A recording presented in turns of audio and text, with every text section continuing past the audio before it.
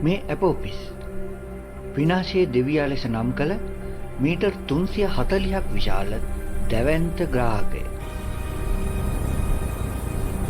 2029 අප්‍රේල් 13 එය අපේ චන්ද්‍රිකාවලටත් වඩා සමීපයෙන් පෘථිවිය අසලින්ම ගමන් කරනු ඇත.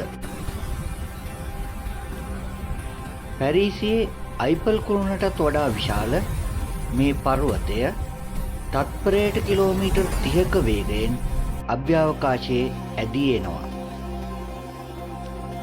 ඉතිහාසයේ පළමු වරට මෙවැනි දැවැන්ත ග්‍රාහකයක් පියවියසින් බලා ගැනීමේ අවස්ථාව එදාට ඔබටත් හිමි වෙනවා. අනාගත අවදානම් වළක්වන්නට විද්‍යාව සූදානම්.